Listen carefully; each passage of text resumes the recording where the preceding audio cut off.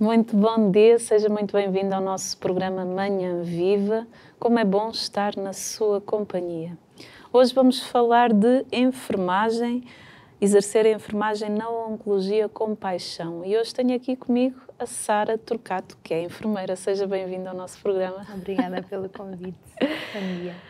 Mas antes de começarmos a nossa conversa sobre este tema tão bonito e tão importante, vamos iniciar a nossa manhã com um momento de oração que eu convido aí em casa a rezar connosco. Em nome do Pai, do Filho e do Espírito Santo. Amém.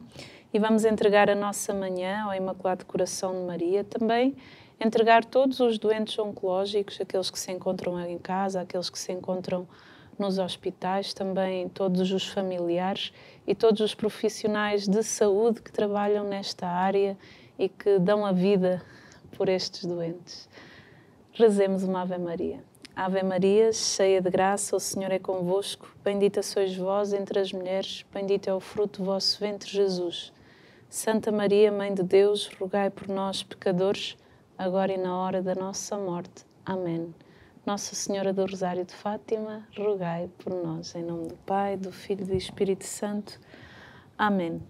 Mas antes de começarmos a nossa conversa e conhecermos um bocadinho a Sara e o seu trabalho, vamos ver uma peça sobre hidroterapia do cólon com a enfermeira Magda Sousa da Clínica Pilares da Saúde. Vamos ver.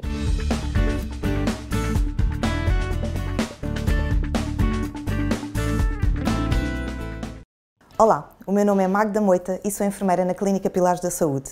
Hoje venho falar-vos sobre a hidroterapia do cólon. Aqui na Clínica Pilares da Saúde temos um tratamento que se chama a hidroterapia do cólon, que, como o próprio nome indica, hidro vem de água e cólon de intestino. Mas antes disso vamos falar-vos um bocadinho do nosso intestino. O intestino é dos órgãos mais importantes do corpo humano, não só pela sua dimensão, que ele é o nosso segundo maior órgão, como porque nele existem milhares de neurónios, daí falarem daquele eixo cérebro-intestino. Esses milhares de neurónios, o que é que lhe permite? Controlar inúmeras funções, nomeadamente ele é responsável por cerca de 90% da produção de serotonina, a nossa molécula da felicidade. Além disto, ele também vai ajudar a estimular os movimentos peristálticos, ou seja, os nossos movimentos fisiológicos de contração do intestino para encaminhar todo o conteúdo fecal até à saída. Daí ele ser muito importante, também está muito ligado ao nosso sistema imunitário. Nesse sentido foi desenvolvida esta terapia, que existe há mais de 40 anos, que consiste numa irrigação profunda do intestino grosso com uma água ozonizada. Para quem não sabe, o ozono é um gás que tem mais um átomo de oxigênio do que o próprio oxigênio, portanto ele vai oxigenar toda a parede do intestino e também tem um grande poder antibacteriano, portanto vai eliminar todas as bactérias que nos são nocivas, mantendo a nossa microbiota, ou seja, a nossa boa flora intestinal. Então, como é que ele é feito? É introduzido por um profissional de saúde uma sonda no intestino, devidamente lubrificada, em que por uma via vai entrar essa tal água ozonizada e por outra via vai sair todo o conteúdo fecal de forma espontânea diretamente para o esgoto. Portanto, isto é tudo feito num circuito fechado em que este aparelho nos permite controlar a pressão com que a água entra, a temperatura de entrada no intestino, que podemos ir oscilando com 37 graus ou águas um bocadinho mais frias para estimular a contração do intestino, e também a quantidade de água que entra. É um procedimento que não é doloroso, mas sim incomodativo, porque pode provocar algumas cólicas e, além disso, é completamente seguro. Pode ser feito a partir dos 12 anos de idade, obviamente sempre sujeito a uma avaliação por parte do profissional de saúde, e também é feito um histórico de doenças que a pessoa possa ter, porque há algumas patologias que são limitativas à sua realização, como, por exemplo, a gravidez, uma tensão alta que não seja controlada, ou também distúrbios da coagulação do sangue, uma hemorragia sangrante do intestino, entre outras. Mas, obviamente, isso nós estamos cá para poder avaliar. A hidroterapia do cólon tem como principais objetivos fortalecer e recuperar toda a musculatura do intestino, e nós nisto vamos estar a estimular estes tais movimentos peristálticos de que eu falava há pouco, e conseguimos com isto devolver um padrão intestinal, ou seja, a pessoa recupera aquela obstipação e passa a ter vida, o intestino ganha vida. Sabe-se hoje em dia que muitas das patologias têm insistência e origem no intestino e, portanto, nós com um padrão intestinal funcional diário vamos melhorar todas essas patologias. Além disso, o que é que ele também vai fazer? vai melhorar a parte da absorção intestinal. Portanto, para que tudo o que nós comamos, tudo o que nós nos possamos suplementar, seja absorvido pelo intestino. Além disto, a água, como tem este ozono, vai eliminar toxinas que estão aderentes às paredes do intestino, que podem promover, essas células mortas e toxinas podem promover o aparecimento de pólipos esses que podem degenerar em cancro, e nós com isto vamos estar a eliminar essas toxinas e a melhorar toda esta parte a fazer uma desintoxicação ao organismo. E com isto conseguimos inúmeras vantagens. Melhoramos a qualidade da nossa pele, do sono, das dores de cabeça, as famosas enxaquecas e também, por exemplo, das alergias, entre outras coisas. Não deixe de nos contactar se tiver alguma dúvida, não deixe de cuidar do seu intestino. Obrigada!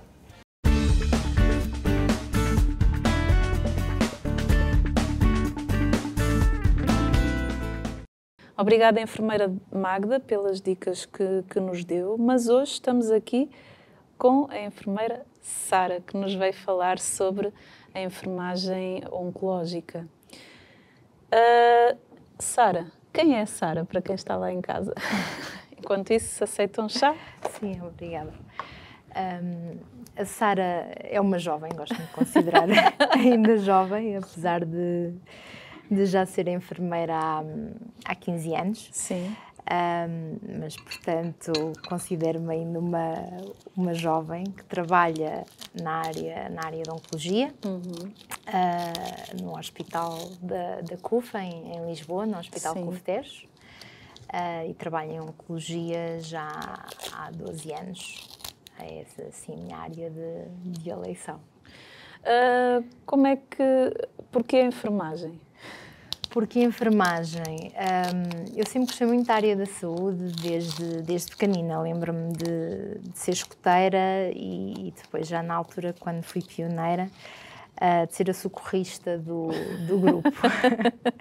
E, portanto, a área da enfermagem ou a área da psicologia eram, assim, as minhas áreas de eleição. Mas como a área da enfermagem tinha esta componente também um bocadinho mais técnica e de maior, no fundo, presença junto das pessoas, acabei por escolher a enfermagem como opção para entrar no ensino superior. Fale-nos do seu percurso profissional até aos dias de hoje. Bem, então, eu não comecei logo em oncologia, comecei a trabalhar nos cuidados intensivos neonatais. Para quem não sabe, relaciona-se com os bebés que nascem com algum problema de saúde, ou prematuros, ou com outros problemas de saúde. A neonatologia é considerada ali até aos primeiros 28 dias de vida do bebê. E trabalhei então nos cuidados intensivos no Hospital Amadora Sintra. Durante 3 anos estive nessa área. Mas efetivamente, apesar de achar que é uma área fantástica também, eu acho que, como tudo, temos de ter vocação, não é? Claro, para aquilo que fazemos. E a minha área, já na licenciatura, a área que eu sempre mais gostei foi a área do doente crónico, do doente paliativo, da pessoa com cancro, e depois acabei por pedir transferência de serviço e comecei a trabalhar em hospital de dia de oncologia. O que é que a fez e faz, que acredito que é todos os dias, apaixonar-se por esta área? Esta área é muito querida, sobretudo por 3 coisas. Pela empatia, pela compaixão e pela inovação.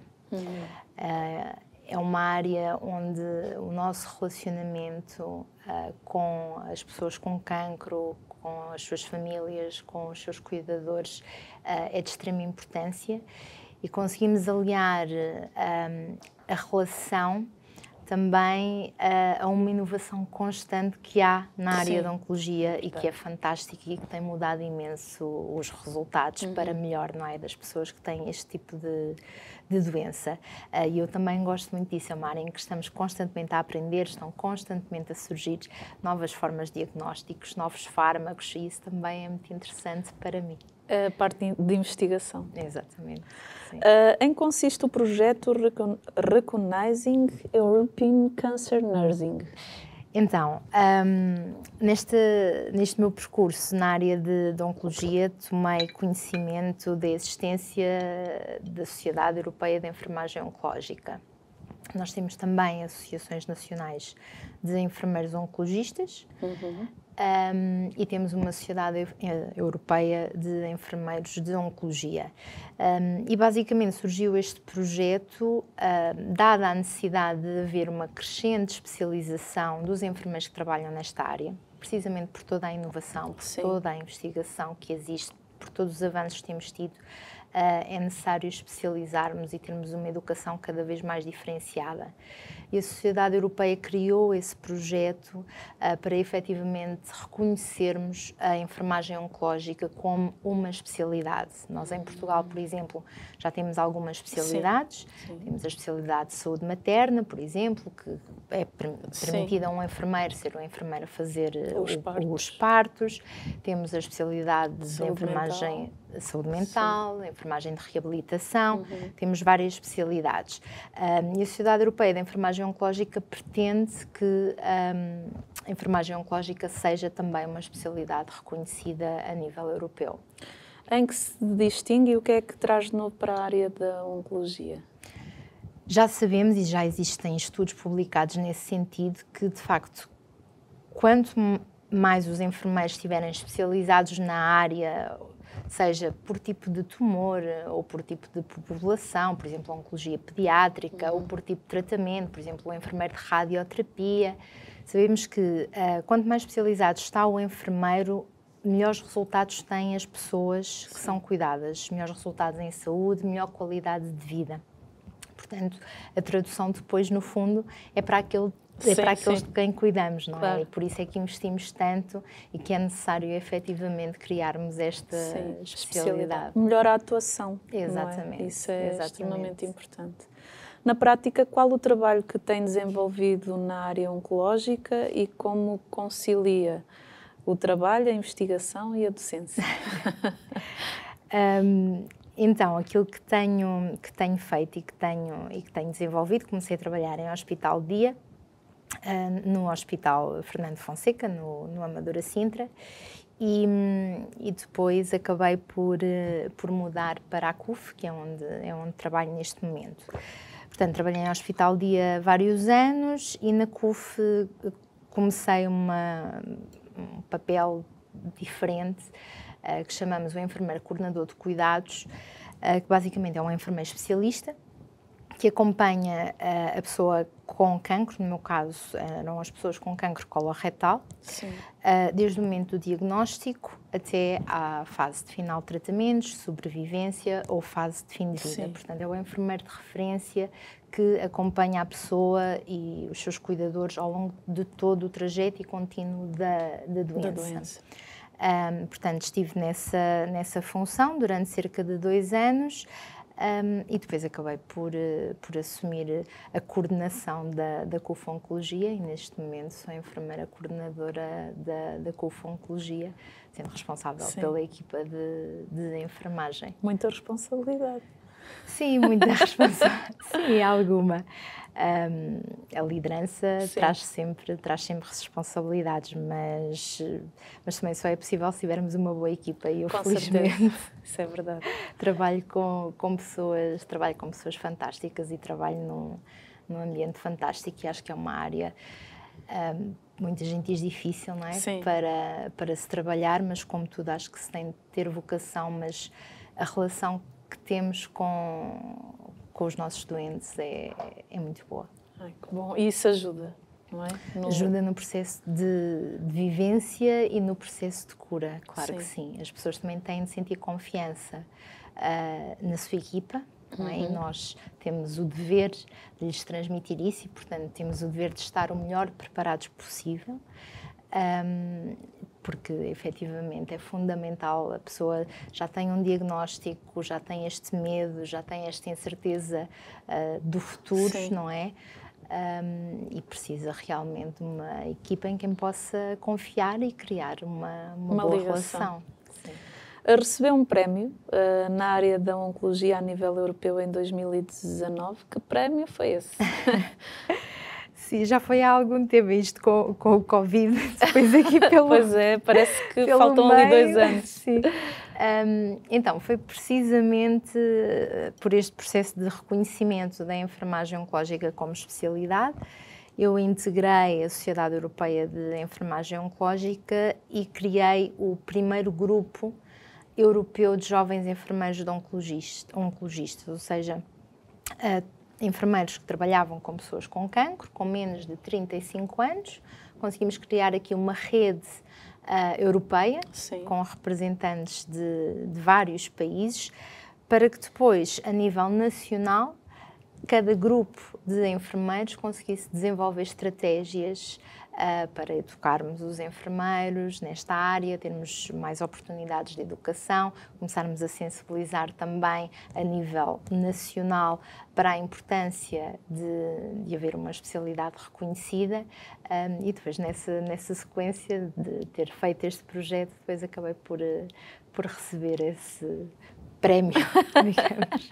Isso é importante, a questão da sensibilização dos enfermeiros no que diz respeito às doenças oncológicas, até porque em quase todos os serviços aparece um doente oncológicas. Então, sim, isso é importantíssimo, sim, essa formação, essa sensibilização. Exatamente, e nós, mesmo na nossa licenciatura, a saúde e o ser humano é muito, não é? Apesar de termos 4 anos de licenciatura, mas é tudo muito vasto. Exato.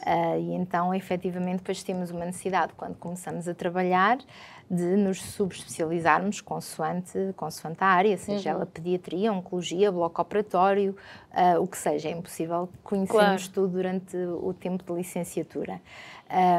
Mas o cancro é uma das doenças que mais afeta a nossa população e a nossa sociedade. Portanto, temos de ter noção que qualquer enfermeiro vai lidar com pessoas com cancro e tem de ter algum conhecimento e alguma awareness para o fazer da melhor forma. E mesmo que não seja durante a sua fase de tratamentos ou durante uma fase depois de cuidados de suporte, nós, como enfermeiros, também temos um papel muito importante na parte da prevenção do cancro. É verdade. E isso começa logo aí.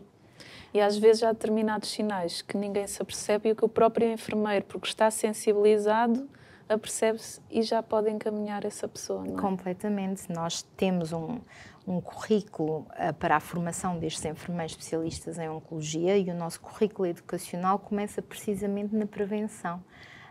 Como é que nós podemos prevenir, como é que nós podemos educar as pessoas para conseguirmos aqui um melhor controle da doença, porque já temos muitos tratamentos inovadores, os resultados já são muito diferentes daquilo que eram há uns anos, é um facto, mas a detecção precoce continua a ser o mais fundamental para termos sucesso. Ainda falando do prémio que recebeu, como é que recebeu essa notícia? Ter recebido este prémio, também fruto do seu trabalho? Foi durante o Congresso Europeu e eu não estava minimamente à espera que tal acontecesse. E, portanto, o meu principal sentimento, e olhando para trás, é de profunda gratidão. Foi muito gratificante. Sim. E é de profunda gratidão. Sei que advém de um trabalho que fiz, não é? Claro. Mas também não o fiz sozinha, não é? Sim, também não criei nada sozinha.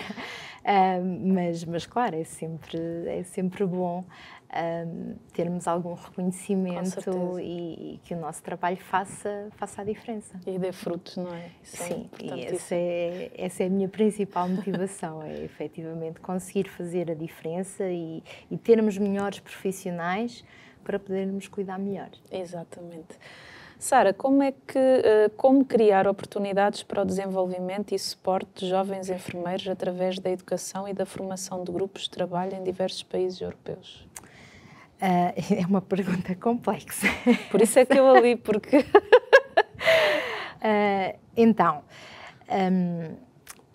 Num país como o nosso, eu diria que é relativamente fácil que isso aconteça, porque nós somos um país pequeno. Sim. Nós somos um país pequeno e conseguimos estas oportunidades de educação e de especialização dos enfermeiros são mais fáceis de acontecer. Por exemplo, nós agora temos uma pós-graduação a decorrer em enfermagem oncológica, a grande maioria das aulas são online, e nós temos enfermeiros de todo o país a frequentar, e das ilhas inclusive, que estão a frequentar a pós-graduação em enfermagem oncológica. Noutros países com maior população, onde os níveis de enfermagem também são diferentes, porque a enfermagem também é diferente nos vários países da Europa. Há países onde ainda nem sequer é reconhecida como uma licenciatura, portanto é muito desafiante no contexto europeu nós conseguirmos criar estas oportunidades de igual forma. No entanto, algo positivo que o Covid trouxe foi precisamente acontecerem muito mais coisas virtualmente. Em termos muito mais, e hoje em dia vivemos numa era de tecnologias, portanto, temos muito mais acesso à informação, temos muito mais acesso a curso online para nos especializarmos, e isso é fundamental. E foi muito, muito bom, por um lado, ter acontecido para potenciarmos estas oportunidades e fazermos chegar estes cursos e estes níveis de educação a sítios onde é mais difícil. Porque é que é cada vez mais desafiante assegurar o futuro da enfermagem em oncologia? Não diria que assegurar o futuro que esteja em causa. Eu acho que o desafio passa precisamente pela constante inovação que temos na área da oncologia. E isto vale para todas as profissões que trabalham nesta área, nomeadamente os médicos, os oncologistas e os enfermeiros. E antigamente nós também tínhamos oncologistas, médicos, que tratavam todos os tipos de tumores, porque antigamente nós também só tínhamos 5 fármacos de quimioterapia. Hoje em dia nós já temos milhares. E já temos milhares de mutações identificadas e, portanto, torna-se cada vez mais difícil conseguirmos tratar tudo. E então é necessário, dentro da própria especialidade, nós termos subespecializações, e isto vale tanto para os médicos que trabalham em oncologia como para os enfermeiros. Nós vamos ter de nos subespecializar por ou tipo de tumor, ou tipo de tratamento, o que seja, porque efetivamente o conhecimento já é tão grande que é impossível nós sabermos tudo. E nós temos uma pessoa para cuidar, uma pessoa para tratar, e precisamos de conseguir dar respostas e precisamos de a tratar da melhor forma. Claro. Portanto, a enfermagem em oncologia não está posta em causa, é necessário, vai sempre acontecer. O desafio está em ela ser de nível médio ou de nível ótimo. Portanto, o que é que nós queremos e o que é que as pessoas também querem, não é? Claro. Pois é, a primeira parte do nosso programa já chegou ao fim. Vamos para um brevíssimo intervalo e já voltamos. Muito bom dia, seja muito bem-vindo à segunda parte do nosso programa Manhã Viva. E hoje o nosso tema é sobre exercer a enfermagem na oncologia com paixão. E tenho aqui a Sara Turcato, que é enfermeira nesta área, é a enfermeira especialista, certo? Na área de oncologia, e que nos veio falar aqui sobre esta temática. Sara, quais são os desafios de trabalhar nesta área?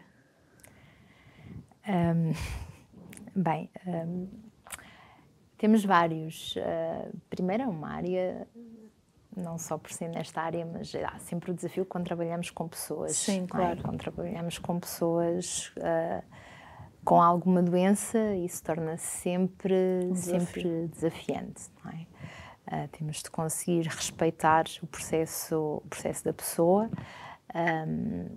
entender, compreender, ser empático, mas nós também somos humanos, portanto, por vezes gerir este processo torna-se também desafiante.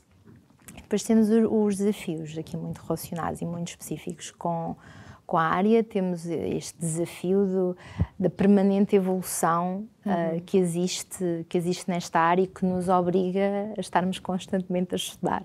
Sim.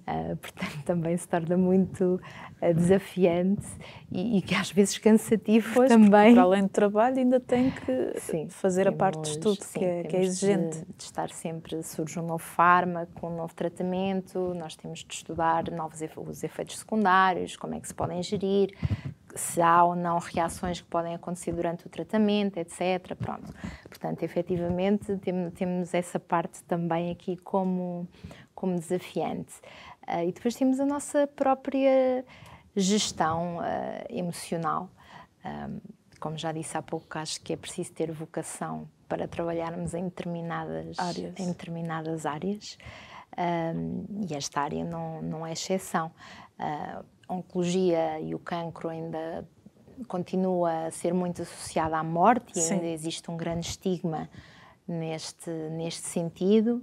Já não é tanto assim, felizmente, mas de facto este estigma existe e nós lidamos com pessoas que têm muito medo e com familiares e com cuidadores daquilo que vai acontecer.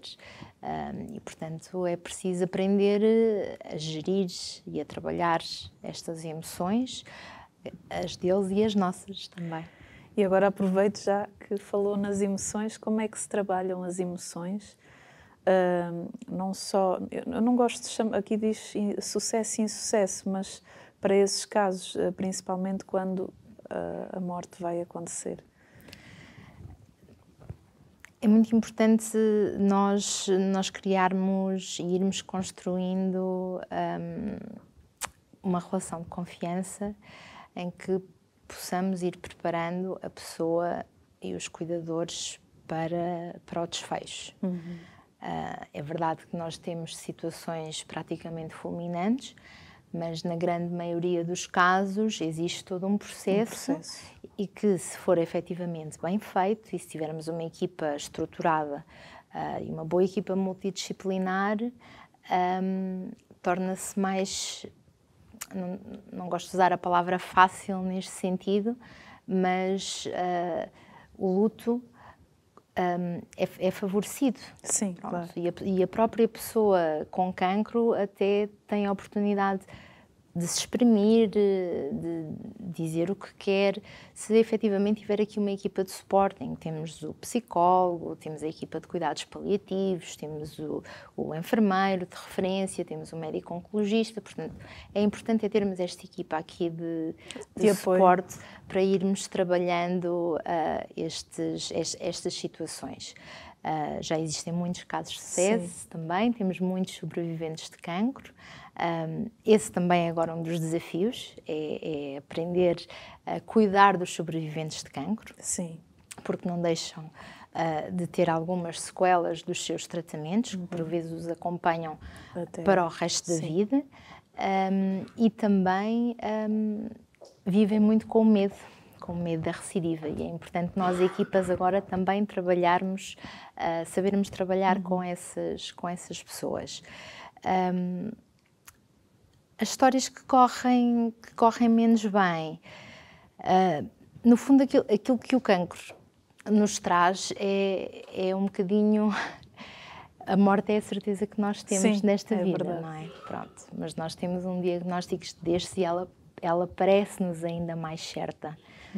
Mas ela de facto já é uma certeza para qualquer um de nós.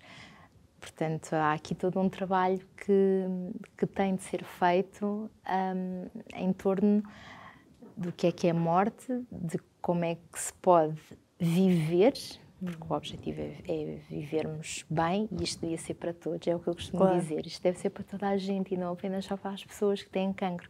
É viver o presente. Viver um dia de cada vez. Exatamente, não é? viver o presente. É aí que está o segredo da nossa felicidade, penso eu, da nossa harmonia.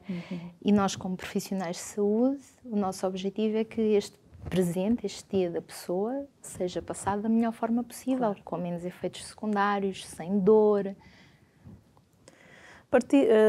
Tenho 15 anos de profissão. Partilhe connosco, se for possível, alguns casos que ao longo destes 15 anos assim, a marcaram profundamente como pessoa. Para além da enfermeira, mas como pessoa. Tive vários. Acho que nesta área não há pessoas... como é que eu ia dizer? Não é diferentes, mas eu não gosto de classificar consoante uns foram mais importantes que outros, claro. Não é isso. Gosto de ver as pessoas de quem cuido como únicas e seres individuais.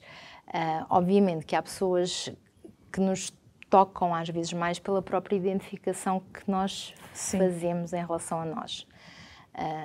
Pessoas cuja idade é próxima da minha, por exemplo, ou pessoas muito jovens ainda, muito mais jovens, ou pessoas que estão connosco anos a fazer tratamentos. E que acaba por ser uma família, não é? E que estabelecemos depois ali já uma relação muito próxima e conhecemos-las muito bem, conhecemos a família muito bem.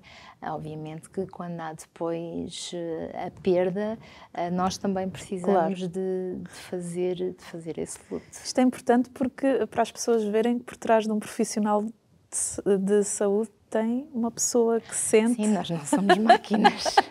e muitas vezes vocês também têm que viver esse processo de luto. Sim, e é importantíssimo estas equipas de saúde terem acompanhamento também de profissionais de saúde mental. Isso é importante. Porquê é que é tão importante nesta área a resiliência? A resiliência, precisamente por isso. Nós lidamos muito com o medo das pessoas, com a emoção das pessoas, com as expectativas das pessoas e precisamos saber gerir muito bem, há que ter esperança, mas também é preciso saber gerir essa esperança e precisamos de trabalhar sendo positivos. Sim. E sem tirar a fé, nem tirar a esperança, mas sendo realistas... Com os pés no chão. Exatamente, mas sendo realistas ao mesmo tempo. Isto é difícil de se fazer, não é? Isto é muito difícil. Mas também não podemos dizer que vai tudo correr bem, porque isso não é verdade e isso não vai estar a ajudar nem a pessoa, nem a família, nem depois o luto que vier a acontecer. É-nos difícil depois também a nós fazer toda esta gestão e depois a lidar com estes casos em que nos identificamos mais, saber separar as águas. Há quem costuma dizer que eu entro no carro e deixo o trabalho ali. Que tem de ser assim, mas eu não consigo. Eu não consigo. Nós não somos máquinas, não se desliga o botão, não é? Exatamente. Verdade. É importante sabermos que temos de nos cuidar também, claro. Isso é importantíssimo, porque senão também não vamos conseguir cuidar dos outros. E é importante desligarmos, claro. Efetivamente é importante sabermos desligar e nós temos uma vida também fora do hospital. E é importante para a nossa saúde mental e para conseguirmos estar bem no dia seguinte no trabalho, nós conseguirmos também desligar. E, portanto, eu diria que mais do que ser-se resiliente, é ter esta capacidade de gerir melhor as nossas emoções e não as acumular. Perceber que as emoções são uma coisa que passa, reconhecê-las. Eu neste momento estou triste porque aconteceu esta situação, reconhecer, aceitar e depois largar. É importante essa questão do reconhecer, aceitar, e não camuflar e Exatamente. Não deixar para trás, Exatamente. Não desligar, mas assim, não, eu estou assim, então hoje eu estou assim, mas pronto, faz parte do meu trabalho, faz parte daquilo que eu faço hoje. Sim. Então isso é extremamente importante. O que é que significa para si trabalhar nesta área? O que significa para mim? Amor. Acho que se eu tivesse assim de resumir numa palavra, é o amor. É o amor que se vê. Sim, e que se sente. Sara, vocês... Desculpe, posso... Sim, pode. É o amor que se vê porque as pessoas passam a dar um significado à vida diferente e ao presente muito diferente. E passam a dar importância a outras coisas que não davam. E nós também aprendemos muito com eles. Isso é muito importante. A vida começa a ter outro sentido, não Sim. é? Sara, para além do doente oncológico, vocês têm que trabalhar também com a família.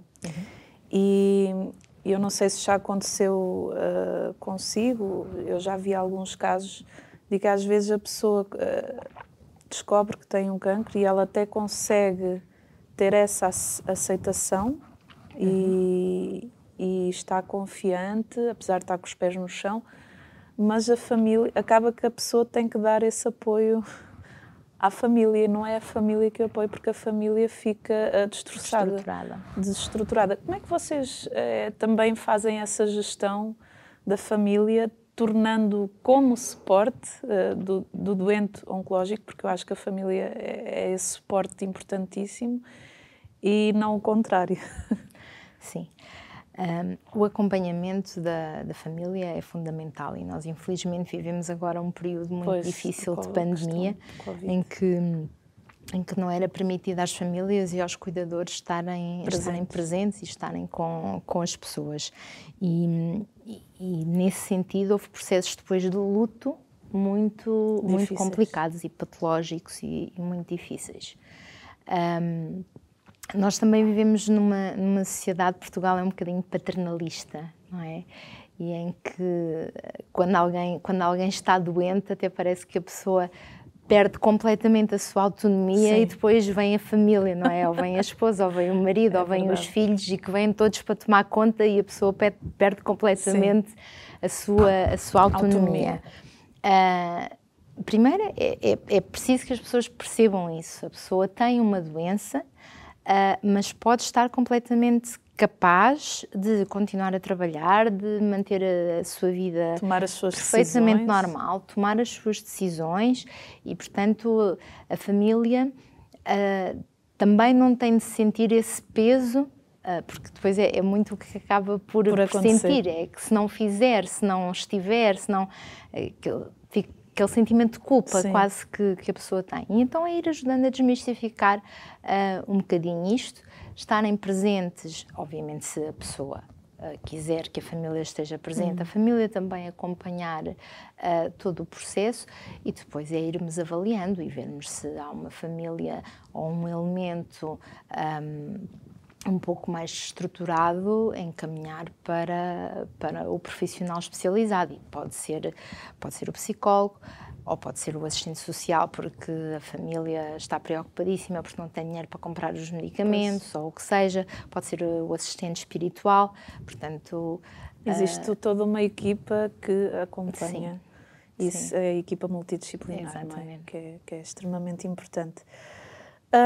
Já nos falou um bocadinho, mas porque é que é necessária cada dia mais na área da enfermagem haver a especialização? Tem sobretudo a ver com com este grande aumento de conhecimento que temos e que ainda sabemos muito pouco daquilo que é o cancro. Hoje em dia temos já centenas, se não milhares, de mutações identificadas. Temos milhares de tratamentos, de técnicas de diagnóstico e de novas técnicas de radioterapia, por exemplo. E, portanto, é-nos impossível saber tudo e chegar a todo lado. Portanto, temos de começar a criar pequenos nichos de profissionais especializados, por área ou por tipo de tumor, o que seja, para efetivamente conseguirem abarcar a maior parte deste conhecimento, que ainda é ínfimo. Aquilo que sabemos do cancro ainda é ínfimo. O doente oncológico, a partir do momento que sabe que tem uma doença oncológica, ele passa por diversas fases. Podia-nos falar um bocadinho dessas fases? Sim, na teoria nós chamamos as fases de luto e as fases de transição. Porque efetivamente quando temos um diagnóstico deste tipo nós passamos por um luto. Sim. Não é? Nós tínhamos uma vida e temos um diagnóstico tão difícil. Sim. E passamos aqui por um luto.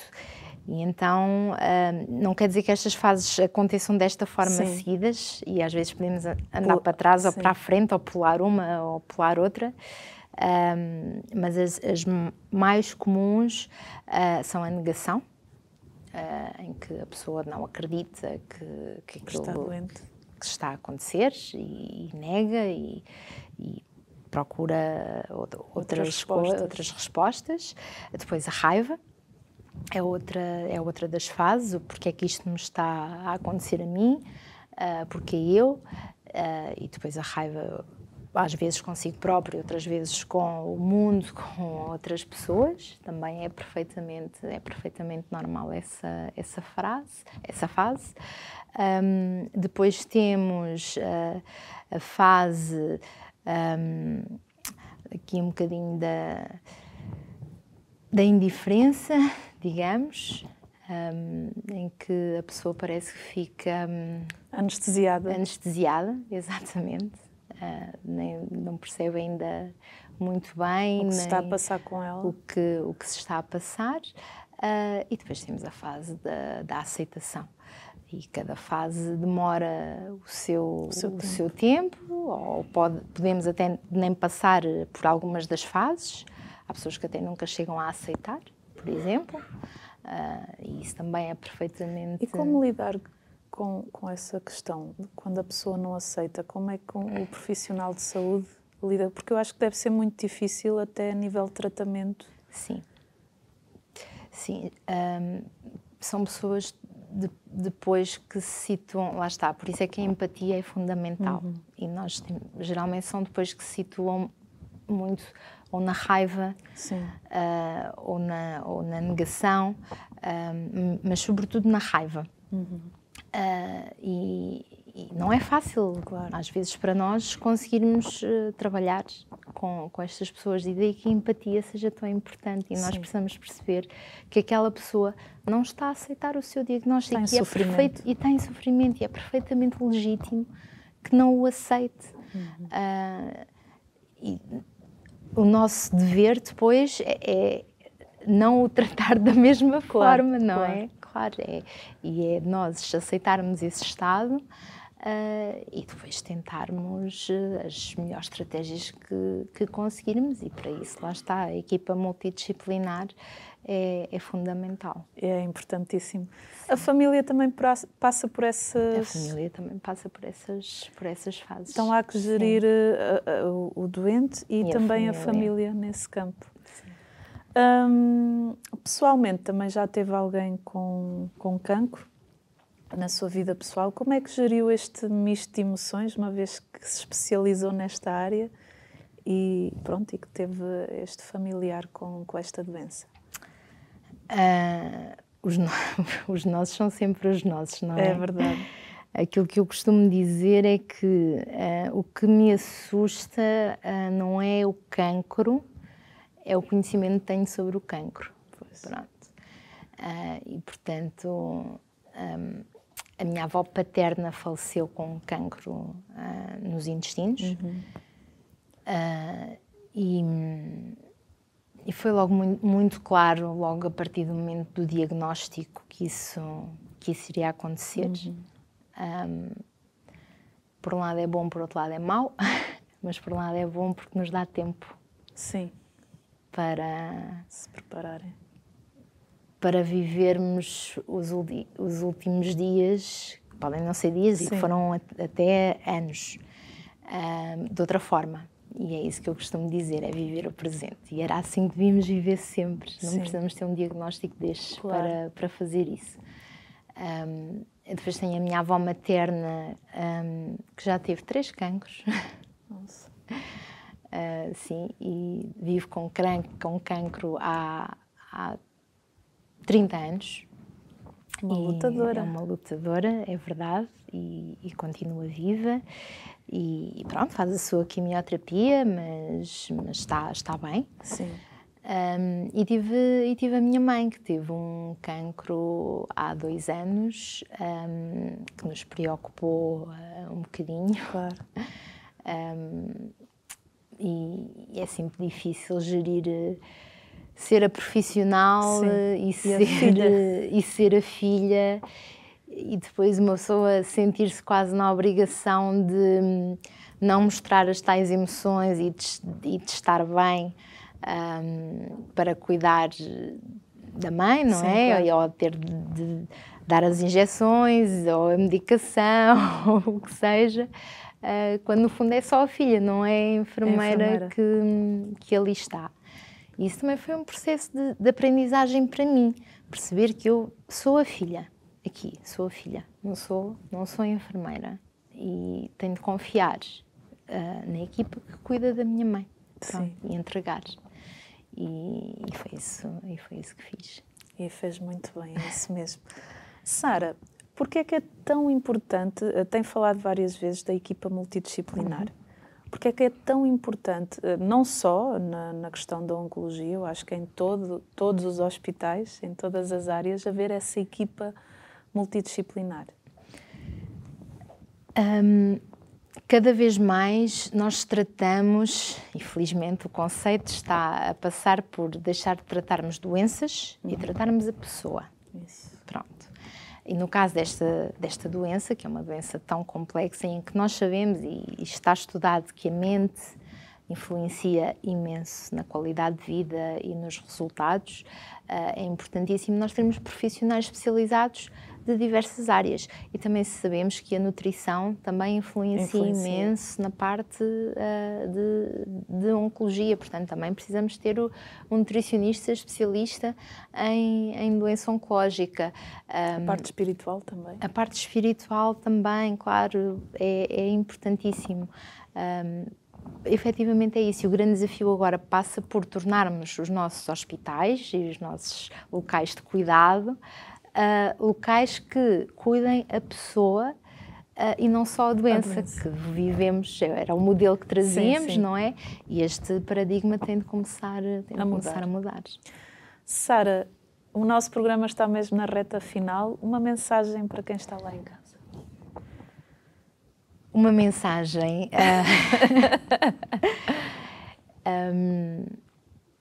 viver o presente, sem descurarmos de nós próprios. Cuidarmos, prevenir, fazermos os rastreios que devemos fazer de acordo com a nossa idade, de acordo se somos homens, se somos mulheres, não adiar e não ter medo. Sara, muito obrigada pela sua presença aqui no nosso programa. E deu para ver que é uma apaixonada pelo seu trabalho e coloca muito amor junto dos seus doentes e junto da sua equipa. Parabéns. Obrigada. E a si que está aí desse lado, o nosso bem-aja por ajudar a Canção Nova. É graças a si que nós podemos trazer programas como este. Saiba que pode ver este programa no nosso canal do YouTube. Até ao próximo programa, se Deus quiser.